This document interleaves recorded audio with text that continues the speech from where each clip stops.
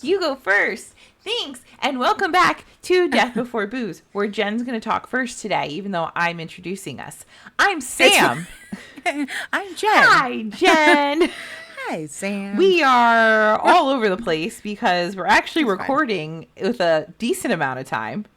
It's a Sunday and not a Monday, so that's always good. We're ahead of schedule. Yeah, we are. Remember when we used to record like a couple weeks in advance and we were like responsible podcasters? I mean, you know what happened? Now we're like, shit. You know what happened? I had a kid. And everything changed. It's M's fault. Definitely M's fault. We'll just blame her. She's too cute for it to matter, but it's her fault. It is. She's too cute. Okay. So this week, is there anything we need to cover? Anything we saw? Anything we did? No. Anything you But happy Cinco de Mayo. Yes, the thing. No, this comes out on the 6th. But happy Cinco de Mayo. Yesterday was Paranormal Day. The 3rd was Paranormal Day, and I didn't put anything up. And today is May 4th, so happy Star Wars Day, everyone. May the 4th be with you. There's a whole lot of stuff at the beginning of May. There's a lot of stuff. Well, anyway. That's fine. Yeah. Thanks for, while you're doing all your stuff, hanging out with us. And what's today's topic?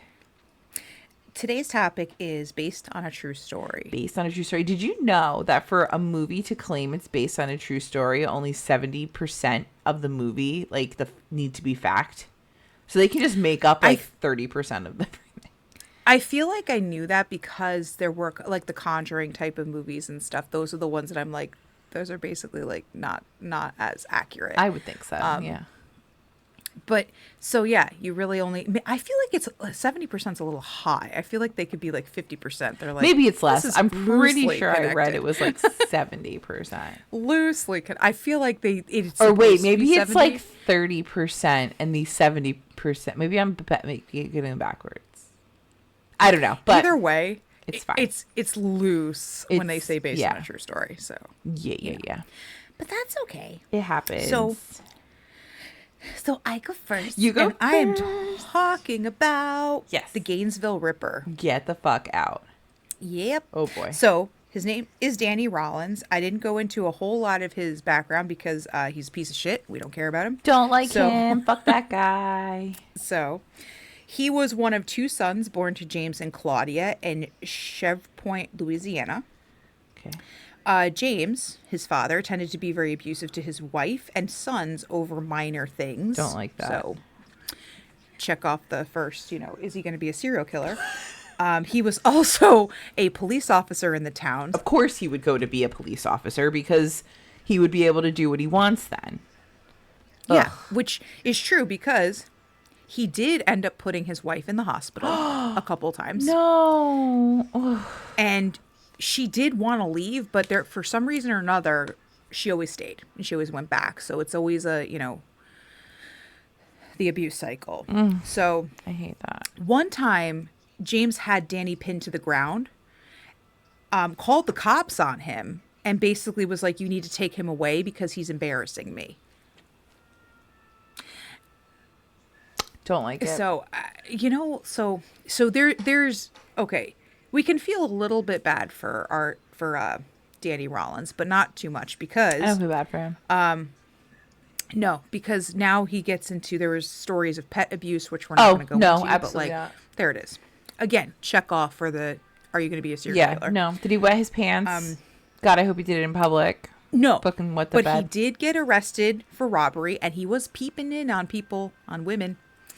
He's a little peeping Tom. I hate him. Peeping. So, he had a hard time assimilating into society. And couldn't keep a job. He tried to enlist into the Navy, but they wouldn't take him. Good job, Navy. Good job, Navy. But the Air Force took him. Ew, Air Force. What? Do better. It doesn't matter because Danny quit after he had too much. He took acid and he was taking drugs and he just was like, I can't, No shit. Apparently, according to one of the sites, it was he was taking acid more than 100 times a day, which I don't even know if that's possible to survive that. How do you take acid 100 times a day? How do you take acid in general? Just I keep should just going? know. Is it like a snorting thing? No, it's like the Listerine patches. Remember those like Listerine patches that you'd put on your tongue and it would dissolve? That's what I'm thinking. Really? I don't know. I've never done So you just acid. keep stacking them up? Oh my God. Could you I don't imagine? know. I watch No, because he would. I've only ever had weed. Why- That's the only like quote unquote drug I've ever had other than things that were like prescribed. See- Like I don't even know how to do crack. Do you do crack? You smoke crack. Yeah. Okay, keep going because this is going to turn to Clearly another we fucking don't know it. tangent. Oh my God. That's like so what- funny. Alcohol and weed That's are so like my funny. two things, and I'd rather do weed than alcohol because weed I don't have a hangover and I just feel happy. I know. That's fair. Yeah. Despite all of this acid shit and all that, he did get married, but he continued the cycle of abuse. Ew, hate it. His wife divorced him after 4 years because he threatened to kill her. Good so, for like, her. Yeah. Get out. Get out. So happy for her that she got out. Now, in 1989, Danny broke into the home of Julie Grissom as her and her family were preparing for dinner. He killed her, her son Sean, and her father William, and he ended up mutilating Julie's body. Now, he was not charged with this because at the time, these are the crimes at the beginning before he was the quote Gainesville Ripper. This was kind of like the connection. So, because a lot of the articles I read were like kind of buried the lead and were like, oh, he did the college campus stuff, but then look at what he did before. And I'm like, it kind of just makes sense to go in chronological order with him. Yeah, So, thank you. I hate when they do that. This was in Louisiana that he committed these crimes. And unfortunately, because Danny's father was a cop or an ex-cop at this time, he showed him a couple of ways to cover up certain crimes and stuff like that. So this like on purpose or just being like, oh yeah, if you did, like how we are like, oh well, if you dig a big enough hole, you put the body and then you put the thing and then you put a dead dog over it. And then, oh my God. Mm-hmm. So I think he took a lot of those little tips. And then this crime was kind of like, it never was solved. It was just kind of, we know he committed it because, spoiler, he did it. Yeah. But like, Spoiler. But it was one of those where it like happened. Her body was mutilated. Her son, her father. It was kind of like a holy shit. What the fuck is going on here? Well, the next year, Danny shot his father twice. No! How do I not know this? Oh my God. It didn't kill him. Yeah. But he did lose an eye and an ear. So he's like Phantom of the Opera now? Because he got to wear like the mask? I mean, I think he's probably deceased at this point, but yeah. Oh my I think God. that's He's probably dead. Yeah, you're right. Okay. But then, after this whole thing, Danny took off to Florida and just took on a new identity because during this time, you could just do that. It was the 80s. Go to different, you could just be like, all right, I'm just, whatever, I'm this person now. So, and honestly, if you're innocent, you totally would do that. Like, I totally you would get totally it. Just do that. So that was in May when he shot his father and then took off. So May of 89? August of 90. 90, okay. 1990. Sorry, we're back. 89 was when he killed the family. Got it. 90, and now we're getting into like the what he's most known for, which is unfortunate. But so then we get to August 24th, 1990. So just at the beginning of a school year. We have Sonia Larson and Christina Powell. They were super excited to move into their new dorm. They met each other during the summer. They decided they wanted to be roommates, and they both got off-campus apartment complex called Williamsburg Apartments, and this is in Florida. Sonia's mother, Ada, was like, I don't really like the fact that you'd be living off campus. It kind of makes me a little nervous, but all the dorms were full. Yeah. So you got to go off campus. So she's not really too pleased with that. The two girls moved in the 24th. They seemed great. Everything was wonderful. They were super excited. Unfortunately, no one heard from them after that. That night, Danny broke into their apartment. No. He saw that Christy was asleep downstairs, so he went upstairs and killed Sonia first. Danny, no. Sonia. Yeah. So he first taped her mouth shut, to stifle her screams because Christy was sleeping downstairs. He then stabbed her to death with a K-bar knife. The fuck is which is one of that? those really thick. Yeah. No, I'm good. No, I hate it. She did try to fend him off and was trying to defend herself. Unfortunately, it was just too much. He went back downstairs. He raped Christy. He bound her wrists together behind her back. He threatened her with a knife as he cut her clothes off. I hate it. I hate it a lot. He then, raped her again and forced her face down on the floor, where he killed her by stabbing her in the back 5 times. He then went back upstairs. No. Raped Sonia. No. Showered and then left. He showered? Ew. Yeah, it's like he the showered guys there who and was go like- and like eat shit out of the fridge and like hang out for a while. You know what I mean? Yes. Like, why are you hanging out guys who sit showering? there. Get the fuck out. Like, stop. Especially, but then again, Sonia was already gone. What are you Ew, doing? yeah, Like, what are you doing? necrophilia. Right? That's Oh, gross. that's nasty. That's gross. I hate everything about all of this. So after this, the next day, so he didn't even have like a cooling off period at this point. The next day, he broke into another apartment of a girl, Krista Hoyt, who was 18 years old. She was a chemistry honor student at Santa Fe.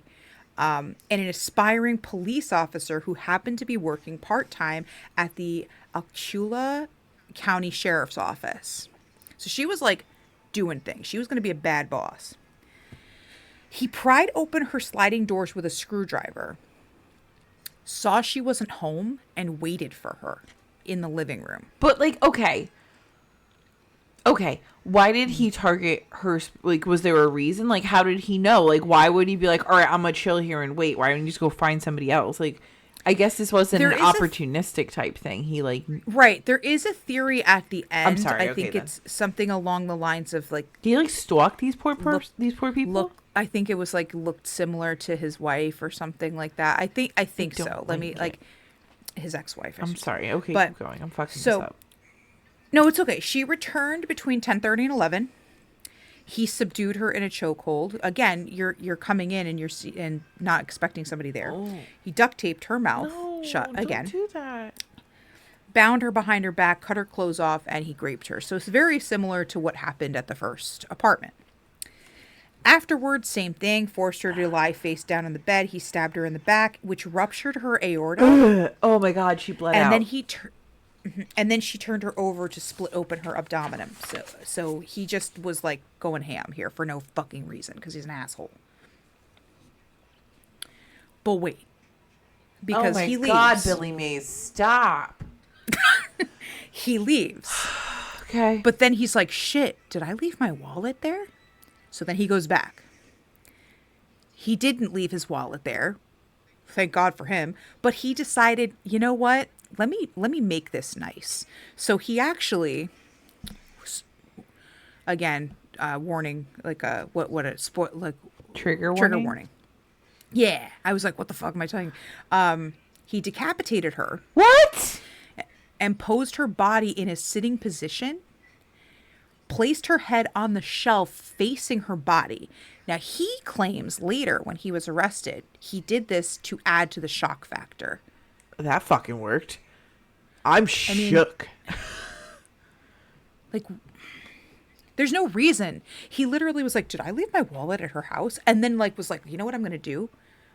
No. I literally am nauseous right now. Just stop. I'm like, so nauseous right now. What the fuck? So now, 2 days later, Sonia and Christy's parents from the first apartment arrived there because they haven't been able to get a hold of their daughters. So they're like, okay, let's get to their apartment. Let's see what's going on. So they were banging on the door. Without a response, they asked the maintenance worker at the apartment for help. Like, hey, our daughters are here. We haven't heard from them. Please. The manager of the complex was behind the police officers as they broke in because they called police too. They entered the apartment. They found Christy first. Oh. Sonia was found. And then they noticed that Sonia's body was posed. Her clothes were taken off. She was lying back on the bed with her feet on the floor and her hair fanned out. So he posed her body upstairs. Why? Oh, God. Oh, God. Oh, God. The police were also concerned because Krista, again, person who he killed the day prior, had not shown up for her shift at the police office. So they went to her apartment and discovered her body and everything else, and that was a shock factor. He definitely got that.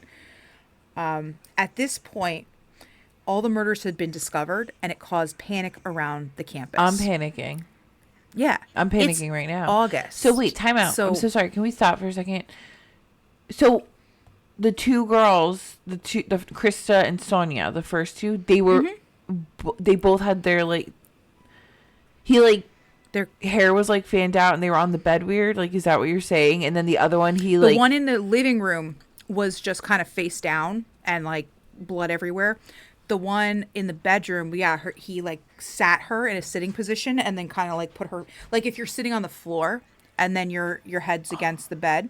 So then he put her, I don't know what the fucking point of that was. What was that? Why? What a fucking weirdo. Yeah. What a fucking weirdo. So now, because we're at the beginning of the semester for the campus, everyone many people traveled together because they were paranoid. Yeah, I would. Also, some even withdrew and transferred because they were we're not doing this. It's August. It's the beginning of the semester. So at this point, you can withdraw. Did you say what school this is? Santa Fe College. Santa Fe. Oh, you did. And 5 students one from Santa Fe College and 4 from University of Florida. Got it. Yeah. So there's 2. Oh, they're really close to each other too. Yeah. So August 27th, 2 days later, not even. He really has no cooling off period because he can't fucking calm the fuck down. Chill out, bro. Chill the fuck out. So if they don't have a cooling off period, that means they're not really a serial killer. It's a spree, right?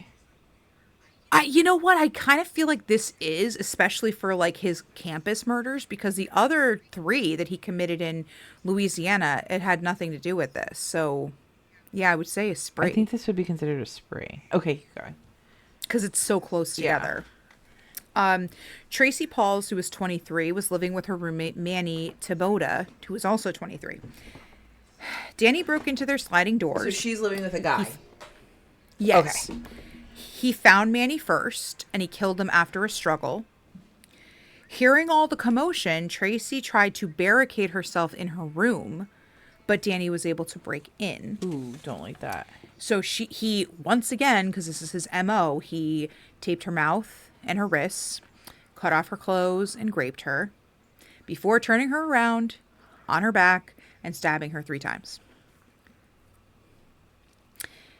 He then posed her body again because this is something he's got a hard-on for, but he left Manny's in the same position. Again, Manny was wrong place, wrong time, I suppose, because he's a man. Yeah. He wasn't looking for a man. Yeah.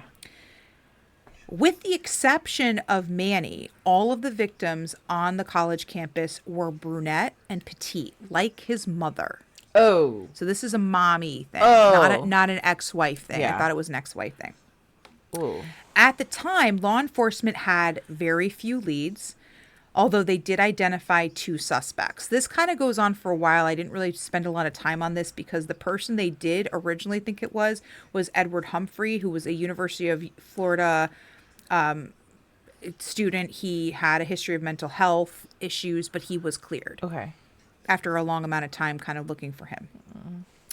So then Louisiana police, at the time that Florida's like, holy crap, this is going on at our college campuses, Louisiana police notified Florida that they had a triple homicide back in 89. And he said, hey, maybe you want to see what we got and see if maybe it's the same, because it kind of seems like it could be similar. That's awesome that they actually work together, because a lot of times they don't. They don't, because they don't, or it takes a while for them to, because they're states away. It's Louisiana and Florida. It's not they've got there's a couple things in between. in there, so it's not like they're but I guess they just so happen to see the news because it was big. Yeah. So the main detective, Don Means from Florida, went to Louisiana and said, you know what, let's figure out what this is. Meanwhile, as he's there looking up all the stuff, Cindy Jarachich from Louisiana called Crime Stoppers saying she thought Danny Rollins was connected to the murders in both cities. So who's this chick?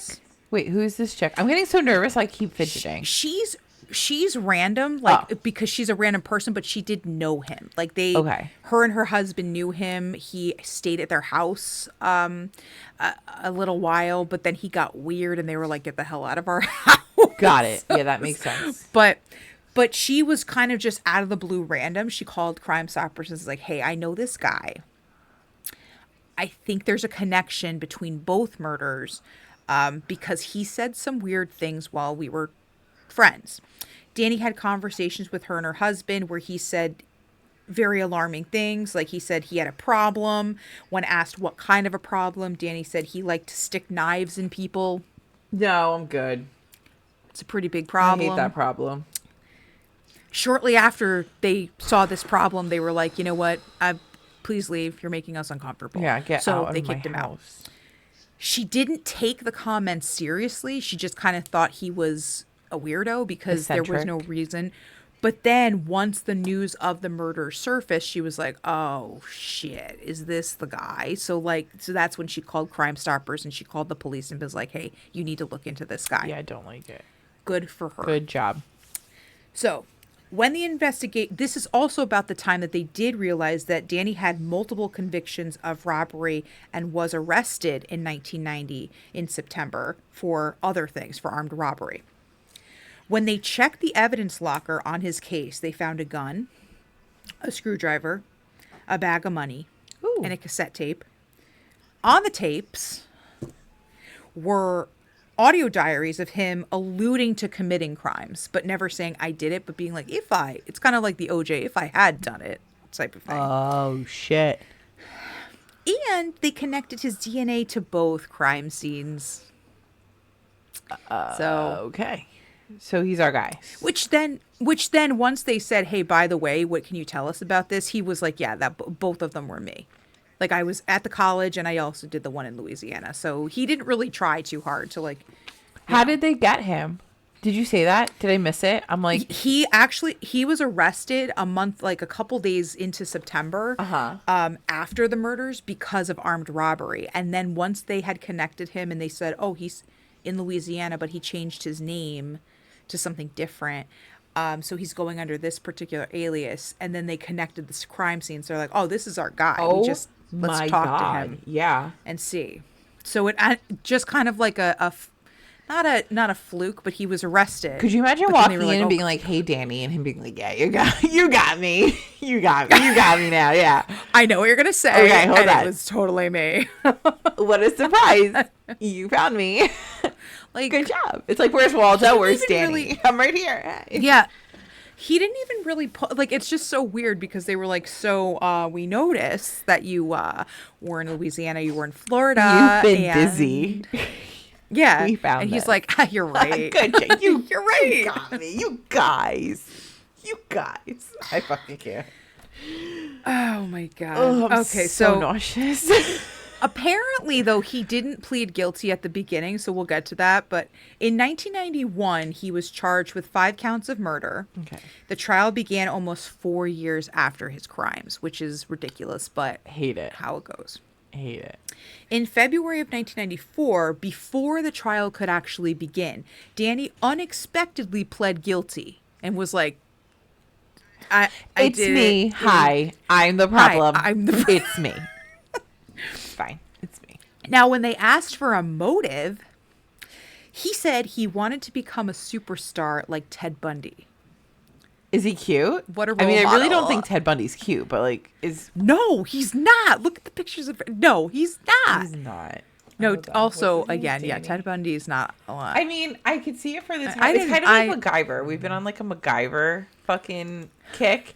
And I'm like, he's not my type, but I get why in that time he would be, you know? Right. Like that's Ted Bundy. I don't think this guy is anything. Oh, no. No. Oh, absolutely not. Talk about delusions of grandeur. Ew. Which I think the reason why he kind of like broke into places is because of the fact that he's like, I can't get anybody, so this is the only way I can get my jollies so this off. is the only What way. a fucking dick. I hate him so fucking much.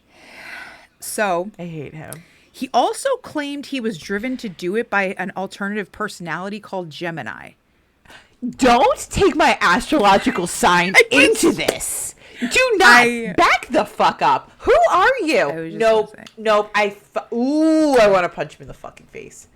Ew. Well, it's okay because he's dead. Good. But sentencing began in April of 1994. He was sentenced to death. Also, he was diagnosed with, are we ready? Antisocial personality disorder, borderline personality disorder, paraphilia, which is an experience of reoccurring intense sexual arousals to not typical things. So places, situations, fantasies, behaviors. Okay. Before his execution, he did admit to the Louisiana crimes as well. God. So he admitted to the college crimes, which is what he went away for. But he did also say, yes, I'm responsible for those. Good.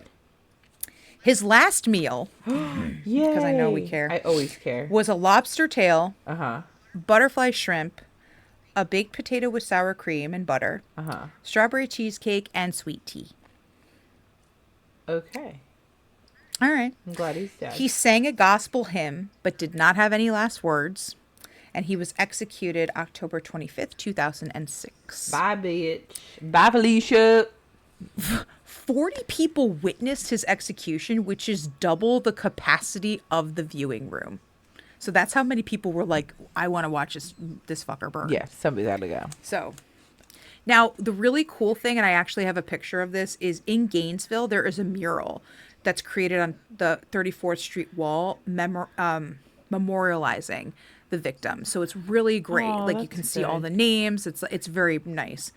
Because at the time people were like, we're spending too much effort on him and not enough on, so I think that's wonderful. I hate and that's it's still what there. happens too. Like that always happens. Like everybody, well, unfortunately the other person's passed or whatever. So like everybody focuses on like the bad, and it's like, no, all these people, they had like lives, they had like family. It's so sad. They had family. Yeah. And I think it was just so great. The mural is still there. Really? So that's how that's amazing. So that's how incredible. And I think that they upkeep it very often. So it's like, it's a thing. It's scary. It happened. But like, this is still cool. So the inspiration, what was based off of this? Yeah. Kevin Williamson used this crime spree to inspire his script for the 1996 slasher movie Scream. Can I tell you about me and the movie Scream? Can I tell you this? You can. Okay. This was like the first. I'm not really into horror movies, specifically slasher films. Like if it's like I know you're shocked. If it's like demons and ghosties, I can watch it. But like the pop-up slasher shit, like when things pop out is what scares me the most. This was like the first like real slasher scary movie I watched, and I had to be in like middle school. It took me 3 days to watch this movie. I watched it in parts. So like I watched the beginning with Drew Barrymore, and then I was like, no more. And my dad's like, are you like my dad had to watch it with me and hold my hand too. Like I was such a little bitch about it. And I was like, nope, I'm done. We saw her intestines. I'm done. Then the next day I was like, can we watch a little bit more? So we watched a little bit more, and I think I got to the bitch who like was like, oh my god, like, are you gonna kill me, Mr. Murderer? And then she gets stuck in the doggy door. Oh, in the doggy door. I think that was like where I was like, okay, I'm good for today. And then like the next day we finished the movie. But like I had nightmares. Scared the shit out of me, this movie. Oh my god. That's actually what happened when I watched when I was younger and I watched the Poltergeist. Yes. Like that was that movie for me where I was like, I can't do it. And like now, and even like with Scream, when Scream first came out, and like I watched it and whatever, we didn't go to theaters. I think we watched it a sleepover because that's the typical thing. That was also the thing where I was like, I can't do this, and I was such a baby about things like that. But now I'm like, I love it. This is great. But it's just that moment of like, you're right. That beginning scene of Drew Barrymore and her intestines, just that's it. From that's the it. fucking tree. Her I was boyfriend. Done. No. her boyfriend just slashed in the. Nope, thank you, I'm good. I said to Ken the other day we should watch Scream again because I don't think I've watched it. I think I watched it that one time and was like, no, I'm done. Honestly, I feel like because there's the newer ones that have come out, and the newer ones like they get more creative with like the how everybody dies, like the murders, yeah. But it's interesting because there is the twists in there as there was in the original with the so, which apparently the new one that's coming out this year has the old killers in it. Which I thought they died. I don't know how you're gonna do Didn't that. They Scooby died. Die? Yeah. Yeah. Okay. Well, Scooby. That's not his name. So, you know who I'm talking about? The guy who played no, Scooby. Shaggy. Yeah. The guy who played. I love that guy. He's in like everything. He's great. He's Matthew Lillard is phenomenal. I love him. He was the bad guy in Five Nights at Freddy movie. Never watched apparently. that either. Never did either. We but, have to watch. I have to like watch things. I'm so with Below Deck and Traders. It's so bad. Like that's all I watch. And The Office and Modern Family. Those are like what I watch. I'm trying to watch Project Runway. Like I'm such a bitch with this stuff. So according to the filmmaker, Kevin, he was sitting in his home watching a TV program on the Gainesville Ripper. Okay. And he was scared when he heard the story. So he called a friend to talk about it. Yeah. And then they started talking about scary movies. Yep. And then he's like, okay, done. I think I could do something with this. And he started writing his script for Scream, and he wrote it in 3 days. Oh, he did something. He did something.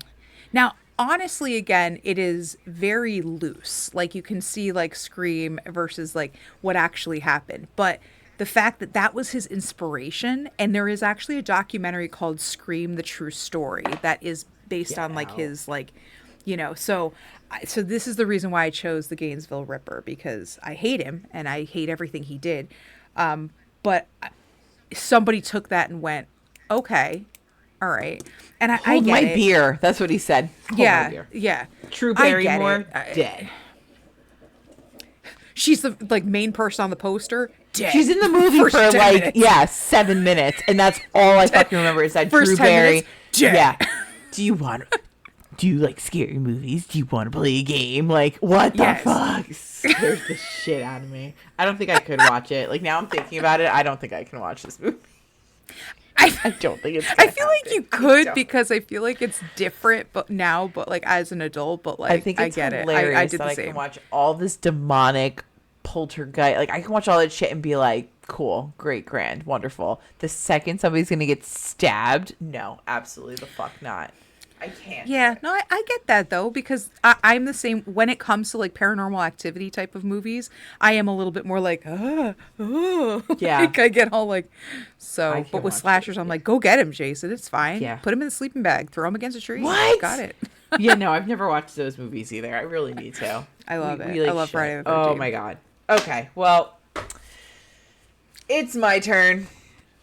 And I'm so excited. I'm so excited. Here's your trigger warning, humans. We're covering a very, very haunted doll. So turn back now. I mean, like, fast forward because I want the full download, but like, we need the. I need the download, please. Thank you. No, I think it's after like 2 minutes. It's considered a download anyway, so we got it. But if you got through Jen's story, congratulations, way to be. This is a very, very haunted doll. You know her. You love her. We're covering Annabelle. Yes. I don't think I need to tell you what this is based on, but here we go. So this is one of Ed and Lorraine Warren's most famous cases. She is included in the, as you said before, the Conjuring universe. I'm going to cut to that a little bit. This is very high level. I didn't get fully into all the details, but we are chock full, so hold on to your butts. We start in the 1970s where a really super nice mom bought her daughter a Raggedy Ann doll at a thrift shop. She bought it for her 28-year-old daughter. Her name is Donna. In certain reports, I saw Deirdre, but more reports said Donna, so that's what we're going to stick with. So weird. Yeah, and you know what? There was like one, I forget what website it was. It was like a pretty like legit website too, like one of the ones I usually use for my things, but everything else said Donna, so that's why I'm going with Donna. And the doll was either a birthday gift or a gift for her graduating nursing school. So there's students, they're getting ready to graduate, so I it could have been for both. I don't know. But she bought her this Raggedy Ann doll. Donna loved dolls. Got her this. Cool. She brought it back to her apartment, and she lived there with her friend and also a student. Her name was Angie, and they were both, being nurses. So at first, the doll was like this cute little piece of decor. They put her on the fucking sofa, the couch, and be like, oh my God, when we come home, she's going to be here to welcome us. Well, they started to notice that the doll wasn't always positioned. So they used to have her like just sitting. And then all of a sudden they'd get home and she'd be laying down. But she's a Raggedy Ann doll. So maybe she just fell over. NBD. Then she was on the other side of the couch. Then she would be like sitting backwards or cross-legged. Then one day she was just standing up. And now this is a Raggedy Ann doll. They don't have like... Not bones, whatever you put inside a doll. Like, it's not like a fucking Barbie plastic. doll where, like, it stands. Like, you can't pose them. But she's standing up unsupported on the couch. Don't like that. I'd be like, something's up. Well, after all this happened, and this wasn't, like, all in one day. Like, this is, like, over a couple of days. Like, this is happening. Then, all of a sudden, the doll's in different spots. So it'd be, like, not on the couch. It'd be on a chair. Then it ended up on a shelf. Then all of a sudden, it's in a completely different room. So like, I went to Donna's room and shut the door. That's good. That's great. I'm a... Hunt it outside the window. Yeah, no, I'd fucking burn it. Sorry. Throw it in the dumpster and burn it. Then Donna and Angie started finding notes throughout the apartment that said, like, help me. And the writing in this was, like, super, like, kid. Like, it looked like a little kid wrote it. Mm-hmm. And also, according to the girls, it was written on parchment paper. And that's a kind of paper that they really didn't have in their house. Where the fuck is the doll getting the parchment paper? I know. Well, then, the doll's still moving around while this is happening, too. So, like, all this is kind of happening all at the same time. Then they notice that there's, like, spots of red on the doll's hands, and it kind of looks like blood. I'm going to introduce a new character now. Here we go. His name's Lou. So this is Angie's boyfriend. His name's Lou. Mm-hmm. And, again, all this is happening at, like, the same time, but, like, I have to explain it like this. So Lou's hanging around. Lou's like, this fucking doll. Something's weird with this fucking doll. Like, what... He's the one and M from And That's Why We Drink said this, and I totally agree with them.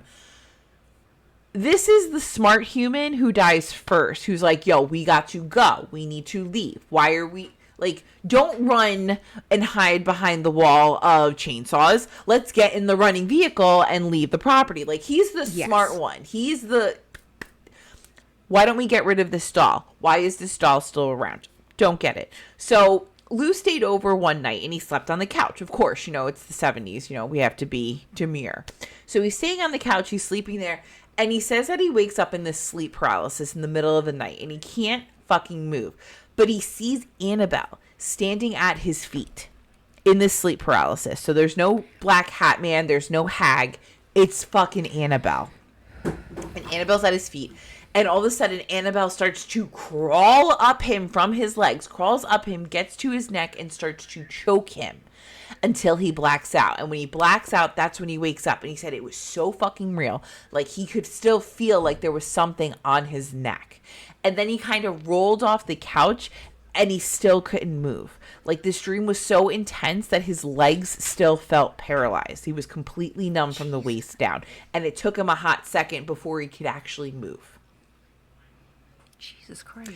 So, like, after this very traumatic experience for Lou, the women are like, something's up.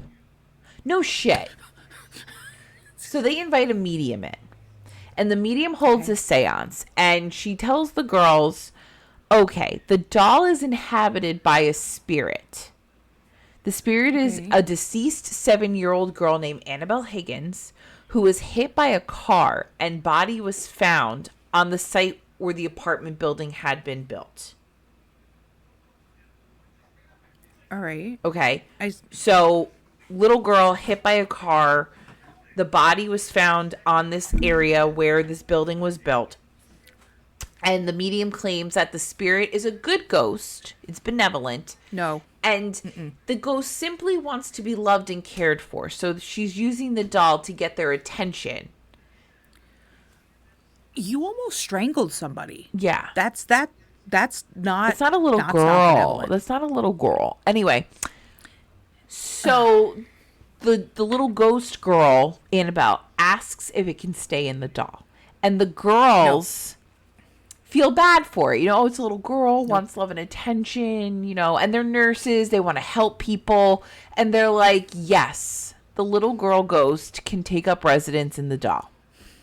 No, you just let the vampire in the house. Get out of my head. I was just going to say that. You just invited the vampire in. Let them in. So this is the beginning of the end, obviously. So now the nurses are hearing knocks around the house or their apartment. I'm sorry, it's not a house. It's an apartment. So they're hearing knocks late at night.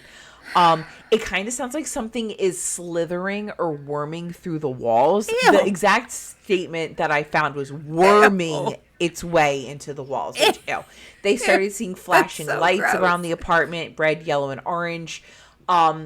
They'd see colors on the ceiling. And this is all happening. Annabelle is still moving around the apartment freely. Like, this isn't like everything else stopped. So Annabelle's still moving around. They're still finding parchment things saying, help Lou, help me, help us. And, like, all of this is happening all at the same time. They're still finding red, like, weird trails and shit around the house. Like, all that's still going on. And this is happening. So their beds are shaking at midnight. The temperature in the room would mysteriously drop. The doll would glow. All of this is still going on. Why does her hair glow? I don't know. So now as these new tricks are coming to light, Lou and Angie are like, Lou came back. I can't believe Lou came back. He just couldn't stay away. He must, like, love Angie. Like, this is the thing. So Lou and Angie are going to go on a road trip. They decide we're going to go out of town for a little bit. The couple are leave the doll. We're good. Yeah, we're gonna get out of here for a little bit. So the couple are packing, and Lou hears something going on in the other room. It sounds like somebody broke in. Like, there's heavy footsteps, things are moving around, and he's like gonna go check it out because, you know, he's the big bad boyfriend. So he goes in the other room, and all he sees is Annabelle in her little chair in the corner of the room. But Annabelle wasn't in that room when Lou came home. Like, when Lou came to the apartment, Annabelle was somewhere else. He saw her. And now Annabelle is in this room, and the two of them are the only one there, and Angie's in the other room. So who moved the fucking doll? Right? I mean, but again, this is something we're used to. The doll moves around as it is. It's creepy, but the doll moves around as it is. So he starts to walk towards Annabelle, and he feels like something's behind him, like watching him. Something not great, like something threatening. So he turns around, and there's nothing there. But then he gets a big slap on the back. So he turns around again, and he feels this searing pain on his chest, and he runs out of the room. So he goes back to Angie and is like, what the fuck? Now his shirt is bloodied. So they take off his shirt, and he has 7 claw marks. Think like a checkered board. So 4 going one way and 3 going the other. And it's like seared, like red hot into his skin. Like, it looks like he got burned. But they're claw marks. In 2 days later, everything was gone. There was no marks. There was no scars. There was nothing. Huh. Weird. What the fuck? Annabelle, go away. Yeah, we're good, girl. Get out. Go away. So Angie calls an Episcopal priest. And this is right around the time Amityville happened. So, okay. So he calls this priest, Father Hegan. And she's like, we need help. So Hegan calls this dude Father Cook. And Father Cook is like, this is beyond us, and brings in Ed and Lorraine Warren. Because, again, this is when Amityville is happening. They're in the news. Everybody knows them. It's like, we need fucking help. So this is for the people who don't know who Ed and Lorraine Warren are. They are an American paranormal investigative pair. They're married. They were authors. Ed was a self-taught and self-professed demonologist. I'm sorry, my allergies are killing me. Lorraine is a professed clairvoyant and light trance medium. They have multiple movies based on them. This is where the Conjuring universe covers, it's mostly their cases.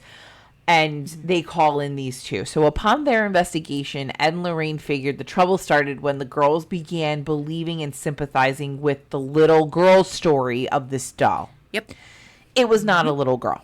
The Warrens believe this is actually a demonic force in search of a human host, and they're using Annabelle to gain access to people. So the Warrens' account of this case states, and quote, "Spirits do not possess inanimate objects like houses or toys. They possess people. An inhuman spirit can attach itself to a place or an object, and this is what occurred in the Annabelle case. This spirit manipulated the doll and created the illusion of being alive in order to get recognition. Truly, the spirit was not looking to stay attached to this doll. It was looking to possess a human host." I guess my question is, why wouldn't have chosen one of the girls? Is it because they sympathized with it and they're like, it was working on getting to the girl. So there are certain levels of demonic possession. Like I think there's like 5, and I should have written them down, but like they come in, they oppress you, they make you depressed, they have to break you down so they can take you over. It's not just like they hop into you. Like there are levels that you go through before you're fully possessed. Gotcha. So they were using Annabelle to kind of break the girls down so that they could have jumped one of them. So the Warrens noted what they believed were the signs of demonic oppression, including teleportation, so the doll moving around, materialization, the parchment paper notes that just showed up everywhere, and the mark of the beast, which was the claw marks on Lou. The Warrens subsequently ordered an exorcism to be done on the apartment. That was performed by Father Cook, and they were there. They helped with that. And then they took Annabelle to live with them in their occult museum in Connecticut. So they were hoping that by removing Annabelle, the demonic thing would remain attached to Annabelle, and they could take it and fix the problem for the girls. So immediately after Annabelle was removed from Donna and Angie's possession, several paranormal experiences happened. So this is like immediately after they took the doll. The Warrens put Annabelle in their backseat of their car, buckled her in, and they decided, we're not going to take the highway back. We're going to take back roads. Even though it's going to take 1,000,000 times longer, it would be safer. It wasn't exactly safer, because it turns out on their way home, Lorraine claims that the brakes in their car either stalled or failed several times, resulting in near disastrous crashes. So finally, Ed was like, fuck this, and pulled out holy water from his bag and like poured it all over the doll and was like, bitch, cut the shit. Once this happened, magically the brakes stopped being fucked with. So they got home and they put the doll in the study at first, not in the quote unquote museum that they have. It wasn't a museum then, it was just like a room that they had with all this haunted shit. And when they put it in there, the doll started levitating and moving about their house. Even when they locked her in Ed's study. So that's when they moved her over. That's when they moved her over to the quote unquote museum. And they made a special wood case for her. So the front of it's glass, the sides of it are glass, but they made like this special wooden case. I'm sure if you've seen Annabelle, you know like what this case looks like. There are pictures on the blog. And they inscribed the Lord's Prayer on it, as well as St. Michael's Prayer. And Ed would periodically say a binding spell or a binding prayer. I'm sorry, it's a fucking spell. Like, get over it. It's a binding prayer to keep whatever sinister encased with the doll in this thing that they made. So now, since it's been put in the case and all this has happened, the doll has not moved. It's stayed in the case. It doesn't, apparently it moves in the case every so often, but it hasn't left the case, thank goodness. But there have still been other things that happened. So they say you can only, if you're going to handle her, you handle her with gloves and you make sure you have holy water present and you don't handle her for more than a minute at a time. Nope.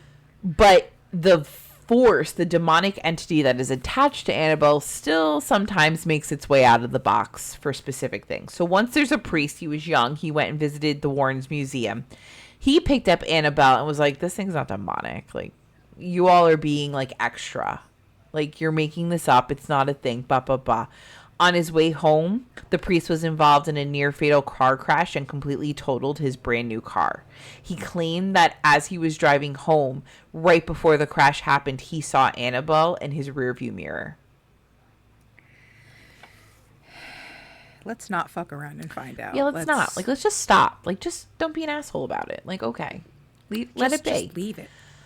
Years after that, another visitor who was there with his girlfriend, they were like looking at the doll, and he knocked on the glass and started laughing about how stupid people must be if they believe there's something attached to a Raggedy Ann doll. Like, what the fuck is a Raggedy Ann doll gonna do?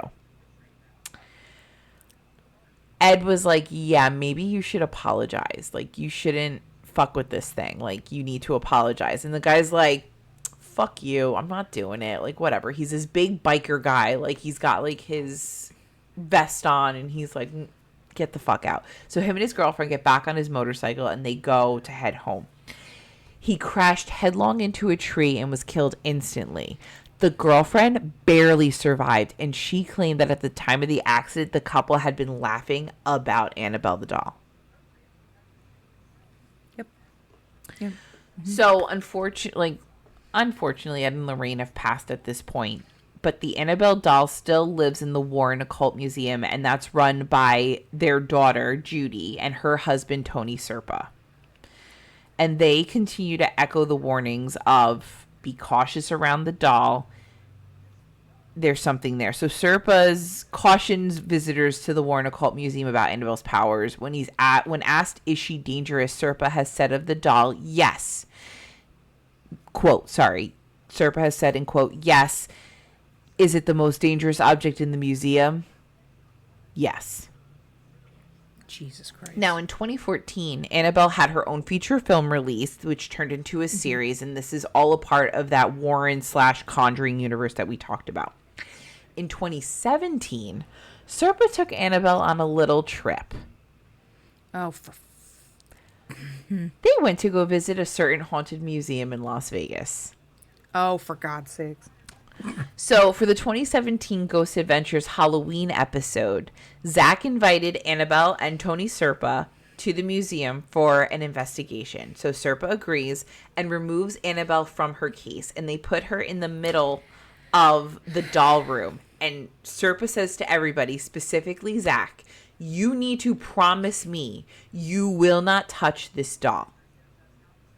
Like, this is one of the things. This is, like, before he even came, he's like, all right, we have rules. I am the only one who handles the doll. No one else handles the doll. There is in no way to be provocation for the doll. It is, we are bringing her here. You are investigating her with your EVPs, your SLS camera. Like, you can do all these things. You will not touch the doll. You will not provoke the doll. And Zach's like, absolutely. They get there. Of course he reiterates, you will not touch the doll. Nope, nobody's going to touch the doll except you with your gloves and your holy water and your minute and the whole thing. Okay, cool. They put her in the middle of the doll room. They do the SLS camera. They do all this stuff.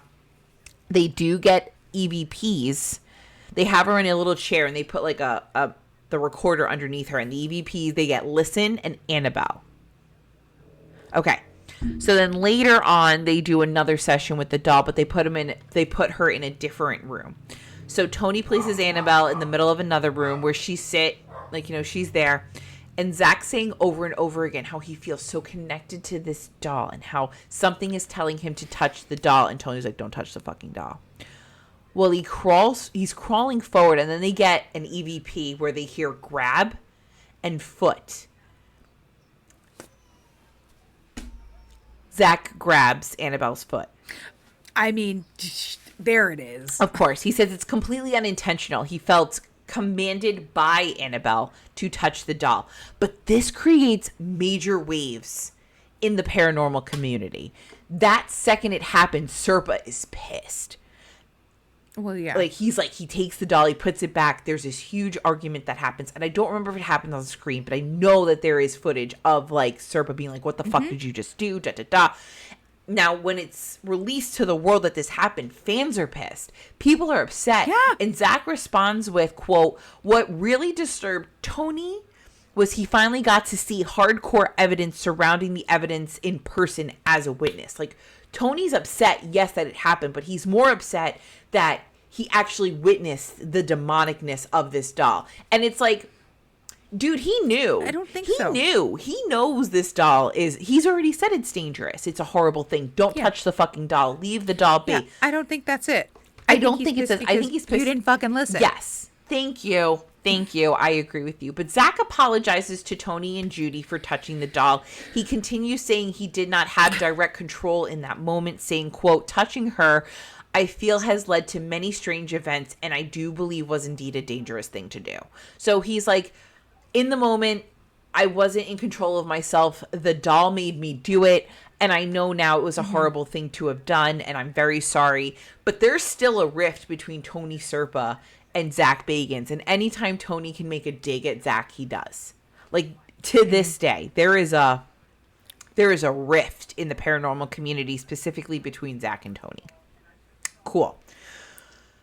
So the final thing, Annabelle raised some hell again in 2020, right in the middle of a worldwide fucking pandemic. Rumors spread on social media that Annabelle has escaped the Warrens Occult Museum, which was temporarily closed down due to zoning issues. So they're like, I remember this distinctly. Annabelle's gone. Annabelle's on the run. The doll is gone. It got out of its case. And later, Serpa quickly responded with a video of himself alongside the real-life Annabelle. Like, "Annabelle's alive," he says. Quote, "Annabelle's alive. Well, I shouldn't say alive. Annabelle is here in all of her infamous glory. She has never left the museum." Okay. But Annabelle is still popping up in the real world. So that is the rundown of Annabelle. Jesus. I don't. The minute you said, "Don't touch the doll," Don't touch the fucking doll. Don't touch the doll. I was like, when's he going to touch the doll? I have watched this specific thing. Me and Ken watched it together when it was like airing the first time. And the whole time Ken's like, he's going to touch this fucking doll. Right. But like when you watch it happen, it is so slight. Like, it's not like he grabs the doll. He's like on the floor, like crawling towards this thing. And it's like, stop. Like, as you're watching it, you're like screaming at him, stop, don't do it. You know it's going to happen. And the second it happens, he's like, I just touched the doll. Mm-hmm. And it's like, dude, did you fucking fake this? Did you? Right. It was bad. Even Ken and I were like, this is fucked. So that is the story of Annabelle. Thank you for coming. If you made it through Annabelle, thank you. I really appreciate you for staying around for my story. I know this one's a hard one for a lot of people. Like, dolls, like, really fuck with people. I get it. So, but thank you for staying. Thank you for listening. Thank you for always supporting us and liking our stuff and watching and being interacting with us. It really helps. Please make sure you're following our social media. We put up a lot of stuff. Like, review, subscribe, share our stuff. That really helps. If you're watching us on YouTube, click the bell so you know that when we post new stuff. If you want to see any of our sources or our pictures that we talked about, go visit our blog at our website, deathbeforebooze.com. You can also get to our Patreon there if you're all caught up and want some more. Subscriptions start at $5. I know the world is a crazy place. Maybe you can't support us financially. We totally understand. Make sure you're still liking and interacting with us on social media. That really helps. If you want any of our merch, we have our merch link at our website as well. I think I covered everything. Thank you guys so much for always being here, and we'll see you next week. Oh, what I learned, don't touch the fucking doll if you're not supposed to touch the fucking doll. That's what I learned. That's it. Don't buy dolls from thrift stores, because that's great. That could probably be a bad thing too. Yeah, I get it. I don't love that. No, not at all. Nope. But thank you guys. Nope. We love you. Yeah. Thanks, guys. Stay spooky. Love you. Bye.